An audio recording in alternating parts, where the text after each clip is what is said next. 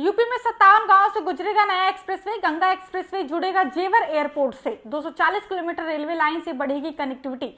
उत्तर प्रदेश में रेलवे और सड़क कनेक्टिविटी को मजबूत करने के लिए 240 किलोमीटर लंबी नई रेलवे लाइन बिछाने की योजना बनाई गई है। ये परियोजना 5 जिलों से होकर गुजरेगी, जिससे सैकड़ों गांवों को सीधा लाभ मिलेगा। इसके अलावा गंगा एक्सप्रेसवे को जेवर एयरपोर्ट से जोड़ने के लिए 76 किलोमीटर लंबा लिंक एक्सप्रेसवे बनाया जाएगा। इस प्रोजेक्ट के तहत 57 गांवों से नया एक्सप्रेसवे निकलेगा, जिससे परिवहन सुगम होगा और क्षेत्र का विकास तेजी से होगा। इस महत्वाकांक्षी योजना के लिए सरकार ने हजारों करोड़ रुपए खर्च करने का निर्णय भी लिया है। यूपी में न्यू नोएडा बसाने की योजना। 21,000 हेक्टेयर में हाईटेक सिटी का निर्माण। शिकागो की तर्ज पर विकसित होगा नया आधुनिक शहर। उत्तर प्रदेश सरकार नोएडा और ग्रेटर नोएडा के विस्तार के लिए एक नया हाईटेक शहर न्यू नोएडा बसाने की योजना बना रही है। ये स्मार्ट सिटी शिकागो की तर्ज पर विकसित होगा, जिसमें 21,000 हेक्टेयर भूमि का अधिग्रहण किया जाएगा।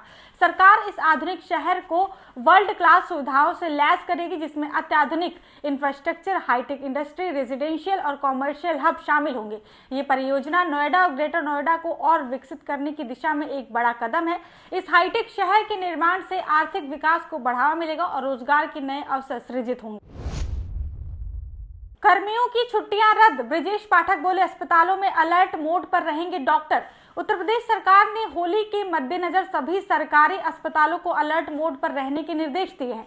डिप्टी सीएम ब्रजेश पाठक ने घोषणा की है कि स्वास्थ्य कर्मियों की छुट्टियां रद्द कर दी गई हैं, ताकि किसी भी आपात स्थिति से निपटा जा सके। अस्पताल प्रशासन को आवश्यक सुविधाएं सुनिश्चित करने के और डॉक्टरों को सतर्क रहने के निर्देश दिए गए हैं। इसके अलावा बलिया में मेडिकल कॉलेज की स्वीकृति पर उन्होंने कहा कि ये क्षेत्र के लोगों के लिए बड़ी राहत होगी, क्योंकि वो लंबे समय से इसकी मांग कर रहे थे। होली पर यूपी सरकार का तोहफा। उज्ज्वला योजना के लाभार्थियों को मिलेगा free gas cylinder. Uttar Pradesh सरकार ने होली के मौके पर उज्ज्वला योजना के तहत फ्री गैस सिलेंडर देने का ऐलान किया है। इस योजना से बदायूं जिले के 3 लाख से अधिक परिवार लाभान्वित होंगे। सिलेंडर की रिफिलिंग सब्सिडी सीधे लाभार्थियों के बैंक खाते में भेजी जाएगी, लेकिन इसके लिए ई-केवाईसी अनिवार्य की गई है। 12 मार्च को लखनऊ में मुख्यमंत्री प्रतीकात्मक चेक सौंपेंगे, जबकि स्थानीय स्तर पर अधिकारियों और जनप्रतिनिधि वितरण करेंगे। इससे पहले दीपावली पर भी लाभार्थियों को फ्री सिलेंडर दिया गया था। गैस एजेंसियों को ई-केवाईसी प्रक्रिया तेज करने के निर्देश भी दिए गए हैं। यूपी में 4 लाख लोगों को 31 मार्च के बाद नहीं मिलेगा मुफ्त राशन। ई-केवाईसी अनिवार्य, जल्द पूरी करे प्रक्रिया। उत्तर प्रदेश में मुफ्त राशन योजना के तहत 31 मार्च के बाद उन लोगों को राशन नहीं मिलेगा जिन्होंने अब तक ई-केवाईसी अपडेट नहीं किया है। खाद्यान्न वितरण में पारदर्शिता लाने के लिए जून 2024 से 20 लाख यूनिट्स में ई-केवाईसी की प्रक्रिया शुरू की गई थी, लेकिन अब तक 16 लाख यूनिट्स ही अपडेट हो पाई हैं। 4 लाख राशन कार्ड धारकों ने अभी तक ये प्रक्रिया पूरी नहीं की है, जिससे उनका निःशुल्क राशन बंद होने का खतरा है। सरकार ने अपील की है कि वो जल्द से जल्द ई-केवाईसी पूरी करे, ताकि योजना का लाभ निर्बाध रूप से मिलता रहे।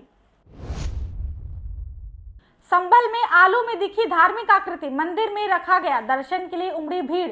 उत्तर प्रदेश के संभल जिले के केमा गांव में एक किसान के खेत में आलू की खुदाई के दौरान लोगों को उसमें धार्मिक आकृतियां नजर आई।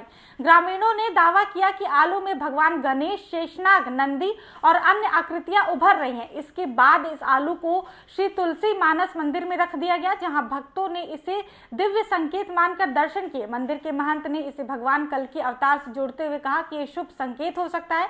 खबर फैलते ही मंदिर में दर्शन करने वालों की भारी भीड़ उमड़ पड़ी। वृंदावन से गोकुल तक क्रूज सेवा शुरू करेगी योगी सरकार। यमुना नदी में पर्यटकों को मिलेगा अनूठा धार्मिक और पर्यटन अनुभव। योगी सरकार वृंदावन से गोकुल तक यमुना नदी में क्रूज सेवा शुरू करने की योजना बना रही है। पर्यटन व संस्कृति मंत्री जयवीर सिंह ने बताया कि इस पहल का उद्देश्य श्रद्धालुओं और पर्यटकों को एक अनूठा अनुभव देना है। इस क्रूज से यात्रा यमुना के पवित्र जल में यात्रा का आनंद ले सकेंगे और धार्मिक स्थलों को नए अंदाज में देख सकेंगे।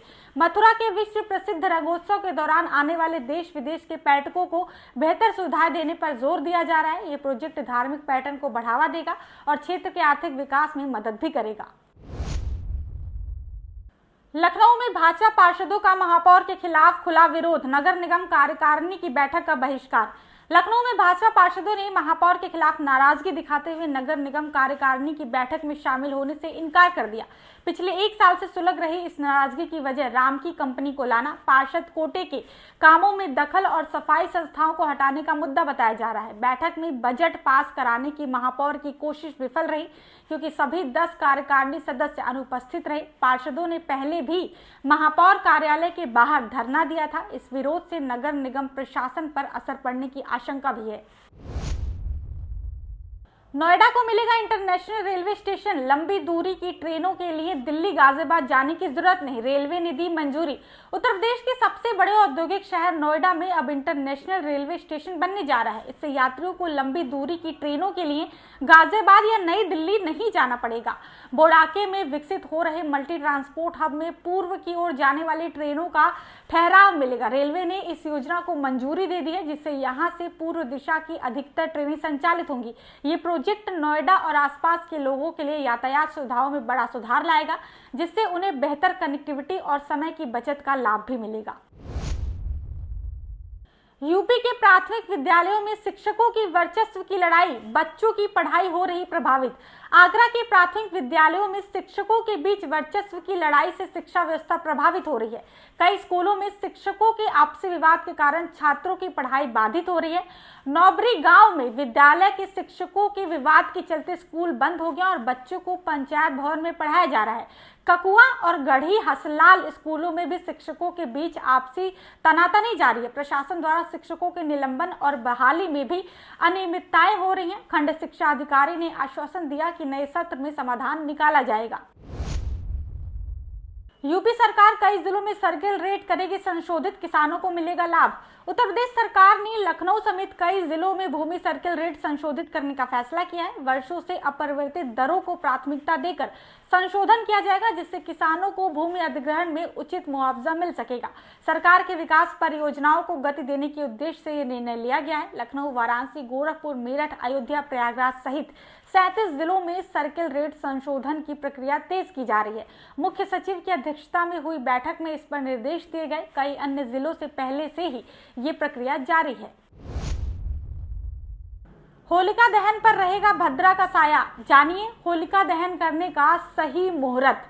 इस साल होलिका दहन 13 मार्च 2025 को होगा, लेकिन भद्रा का प्रभाव इस दिन सुबह 10:36 से 11:28 तक रहेगा, जिससे इस अवधि में दहन वर्जित माना गया है। ज्योतिषाचार्य डॉक्टर पूनम वनोश के अनुसार शुभ मुहूर्त रात 11:28 बजे से 12:06 तक रहेगा। भद्रा को अशुभ माना जाता है क्योंकि ये मांगलिक कार्यों में बाधा डालती है। पौराणिक मान्यताओं के अनुसार भद्रा सूर्य देव की पुत्री और शनि देव की बहन है, जिनका स्वभाव क्रोधी होता है। भक्तों को इस दौरान सतर्क रहकर सही समय पर होलिका दहन करना चाहिए। यमुना और गंगा एक्सप्रेसवे को जोड़ा जाएगा, जेवर एयरपोर्ट की कनेक्टिविटी होगी बेहतर। उत्तर प्रदेश सरकार यमुना एक्सप्रेसवे और गंगा एक्सप्रेसवे को जोड़ने के लिए 83 किलोमीटर लंबे लिंक एक्सप्रेसवे का निर्माण करने जा रही है।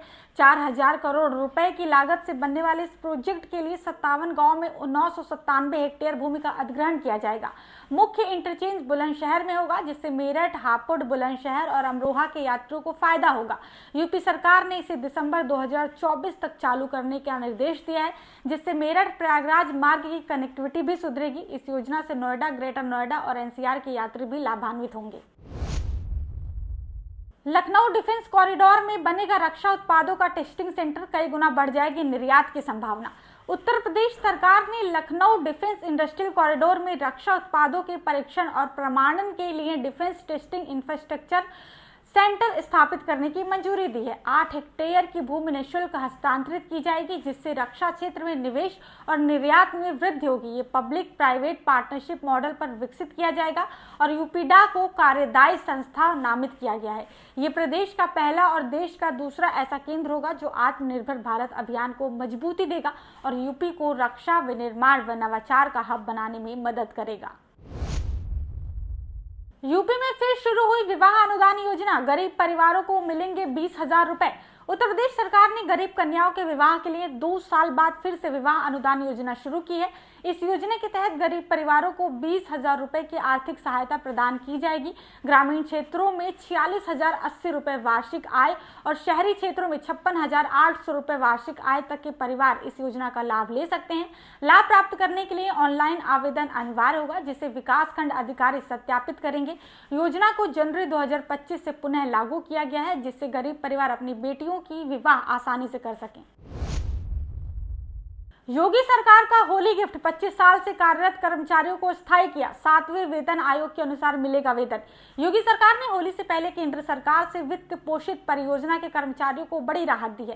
कैबिनेट बैठक में 25 वर्षों से कार्यरत कर्मचारियों को स्थायी करने और 7वें वेतन आयोग के तहत वेतन देने के प्रस्ताव को मंजूरी दी गई। उत्तर प्रदेश विज्ञान एवं प्रौद्योगिकी परिषद में assistant of MCDC secretary to CSTU परियोजना के साथ कर्मचारियों को अब स्थायी कर्मचारी का दर्जा मिलेगा। वित्त मंत्री सुरेश कुमार खन्ना ने बताया कि ये फैसला योगी सरकार के कर्मचारी हितैषी नीतियों का हिस्सा है, जिससे इन कर्मचारियों को वेतन और भविष्य की सुरक्षा सुनिश्चित होगी।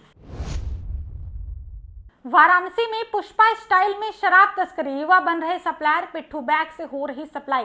यूपी के PDDU नगर स्टेशन और वाराणसी कैंट स्टेशन पर शराब तस्करी फिल्म पुष्पा की तर्ज पर की जा रही है। तस्कर युवाओं और छात्राओं को 1,000 रुपए में सप्लाई कराने के लिए तैयार कर रहे हैं। वो पिट्ठू बैग में 8-10 बोतलें छिपाकर बिहार भेज रहे हैं। ट्रेनों में चेन पुलिंग करके तस्करी को अंजाम दिया जा रहा है। अलीनगर पुलिस ने हाल ही में 228 लीटर शराब बरामद की और 15 बिहारियों को पकड़ा। प्रशासन ने होली को लेकर विशेष चेकिंग अभियान चलाया है और बिहार जाने वाली ट्रेनों में निगरानी बढ़ा दी गई है। 2 नोटिस के बाद AMU ने 12 करोड़ का संपत्ति कर जमा किया, अब भी 15 करोड़ बाकी। अलीगढ़ मुस्लिम यूनिवर्सिटी यानी AMU ने नगर निगम द्वारा बार बार नोटिस जारी किए जाने के बाद 12 करोड़ रुपए का संपत्ति कर जमा कर दिया। हालांकि अब भी 15 करोड़ रुपए बकाया है। AMU की 40 संपत्तियों का कुल 27 करोड़ रुपए का बकाया फरवरी में नोटिस भेजे गए थे। पहले 4 करोड़ रुपए किश्तों में जमा किए गए, फिर 10 मार्च को 7 करोड़ रुपए एक मुश्त भुगतान हुआ। नगर निगम 7 साल से लंबित बकाया वसूलने की कोशिश कर रहा था। कर विभाग अब भी शेष बकाया वसूली के लिए दबाव बना रहा है। मेरठ में शहर काजी की नियुक्ति पर विवाद, काजी शफीकुर रहमान ने किया विरोध। मेरठ में शहर काजी प्रोफेसर जुनैद साजिदीनी के निधन के बाद उनके बेटे डॉक्टर सलीकिन सिद्दीकी को नया शहर काजी बनाने का विरोध शुरू हो गया है। जनाजे में हजारों की भीड़ उमड़ी, लेकिन शहर इमाम कारी शरीफुकुर रहमान ने इस फैसले पर आपत्ति जताते हुए कहा कि किसी गैर आलिम को जबरन मुसलमानों पर नहीं थोपा जा सकता है। उन्होंने वीडियो जारी कर कहा कि ये पद पूरे शहर के लिए होता है, किसी परिवार विशेष के लिए नहीं। इस विवाद के चलते मुस्लिम समाज ने बैठक बुलाने का फैसला किया है, जिसमें नए शहर काजी को लेकर अंतिम निर्णय सुनाया जाएगा। संभल जामा मस्जिद विवाद, SI को जवाब दाखिल करने के लिए समय, अगली सुनवाई बुधवार को। मस्जिद कमेटी ने रिपोर्ट पर जताई आपत्ति। संभल स्थित विवादित जामा मस्जिद में सफेदी मरम्मत और लाइटिंग से जुड़े मामलों को लेकर अगली सुनवाई बुधवार सुबह 10 बजे होगी। सोमवार को हुई सुनवाई में इलाहाबाद हाईकोर्ट की एकल पीठ ने भारतीय पुरातत्व सर्वेक्षण को मस्जिद कमेटी के हल्फनामों पर जवाब देने के लिए कहा। मस्जिद इंतजामिया कमेटी ने पिछली सुनवाई में दावा किया था कि SI की रिपोर्ट सही नहीं है और मस्जिद को सफेदी और मरम्मत की भी जरूरत है। अब अदालत अगली सुनवाई में दोनों पक्षों की दलीलें सुनेगी और आगे का फैसला भी करेगी। 11 जिलों में अतिरिक्त पेपर सेट से होगी परीक्षा, 1.5 लाख से अधिक विद्यार्थियों ने छोड़ा एग्जाम। यूपी बोर्ड ने अचानक फैसला लिया कि 11 मार्च को हाई स्कूल सामाजिक विज्ञान की परीक्षा 11 जिलों में अतिरिक्त पेपर सेट से कराई जाएगी। ये निर्णय अपरिहार्य कारणों से लिया गया, जिससे पेपर लीक की आशंका भी जताई जा रही है। प्रभावित जिलों में आगरा, कासगंज, गौतम बुद्ध नगर, अमरोहा, लखनऊ, कन्नौज, बहराइच, बलरामपुर, आजमगढ़, भदोही और चंदौली शामिल है। बोर्ड सचिव ने सभी केंद्र व्यवस्थापकों को सतर्क रहने के निर्देश दिए हैं। इसके अलावा सोमवार को हुई चित्रकला व रचना कला की परीक्षा में 1.5 लाख से अधिक विद्यार्थियों ने परीक्षा छोड़ दी। हालांकि नकल का कोई मामला सामने नहीं आया है। सीएम योगी अफसरों के बार बार दिल्ली दौरे से नाराज, मंत्रियों को जिलों में समीक्षा करने के निर्देश। मुख्यमंत्री योगी आदित्यनाथ ने अधिकारियों के बार बार दिल्ली दौरे पर कड़ी नाराजगी जताई और निर्देश दिया कि अब कोई भी अधिकारी उचित अनुमति के बिना प्रदेश से बाहर ना जाए। उन्होंने कहा कि दिल्ली जाने वाले अधिकारियों की पूरी रिपोर्ट उन्हें दी जाए। बैठक में उन्होंने मंत्रियों से अपने प्रभार वालों जिलों की नियमित समीक्षा करने और प्रदेश की अर्थव्यवस्था को 10 खरब तक पहुंचाने के लिए योजनाओं पर काम करने को कहा। महाकुंभ की तैयारियों को जनता तक पहुंचाने और सरकार की उपलब्धियों को प्रचारित करने के निर्देश भी दिए गए। जनता की समस्याओं के समाधान पर विशेष जोर भी दिया गया। हाईकोर्ट ग्रुप डी भर्ती परीक्षा में सेंधमारी एसटीएफ ने सौराचर गैंग के 4 लोगों को पकड़ा। लखनऊ में एसटीएफ ने हाईकोर्ट ग्रुप डी भर्ती परीक्षा में सेंधमारी की कोशिश कर रहे सॉल्वर गिरोह का पर्दाफाश किया। 4 आरोपियों में 3 सॉल्वर और 1 अभ्यर्थी शामिल है। पकड़े गए आरोपियों में वेद प्रकाश, हरेंद्र बनवारी और रिंकू गुज्जर हैं। वेद प्रकाश प्रतियोगी परीक्षाओं को कोचिंग चलाता था और खुद भी परीक्षा देकर अभ्यर्थियों को पास कराने का प्रलोभन देता था। एसटीएफ ने मोबाइल फोन, जाली आधार कार्ड, ओएमआर शीट और प्रश्न पत्र बरामद किए हैं। चिन्हट और गोमती नगर विस्तार थाने में एफआईआर दर्ज की गई है और पुलिस गिरोह के अन्य सदस्यों की तलाश भी कर रही है। होली पर इराक से आया फतवा, 2 बजे के बाद पढ़ें जौहर की नमाज, जुमे की नमाज ना अदा करें। लखनऊ में होली और जुमे की नमाज को लेकर इराक से शिया समुदाय के धर्मगुरु अयातुल्ला सैयद सिस्तानी का फतवा आया है। इसमें कहा गया है कि 14 मार्च को होली के कारण मस्जिदों में जुमे की नमाज पढ़ना संभव ना हो तो दोपहर 2 बजे के बाद खुतबे के साथ जौहर की नमाज अदा की जाए। शिया चांद कमेटी के अध्यक्ष मौलाना सैफ अब्बास नकवी ने बताया कि ये फतवा लखनऊ में उनके वकील सैयद अशफाक अली के पास आया है। इस फैसले का उद्देश्य किसी भी संभावित टकराव को रोकना और धार्मिक सौहार्द बनाए रखना है। आगरा में मिलावट का खुलासा, दूध घी से लेकर मसालों तक 455 नमूने फेल, ऐसे करें असली नकली की पहचान। होली के मौके पर खाद्य सुरक्षा एवं औषधि प्रशासन आगरा में मिलावट का बड़ा खुलासा किया। 734 नमूनों की जांच में 455 फेल पाए गए, जिनमें 114 सेहत के लिए खतरनाक थे। दूध घी नकली, खोआ में स्टार्च, मसालों में केमिकल और तेल में मिलावट निकली। नकली पनीर, खराब मूंगफली और रिफाइंड तेल भी जांच में पकड़ा गया। मिलावट की वजह से पेट और किडनी से जुड़ी बीमारियां बढ़ रही हैं। असली नकली की पहचान के लिए घर में आसान परीक्षण अपनाए जा सकते हैं। मिलावट की शिकायत हेल्पलाइन 1800 180 5533 पर की जा सकती है।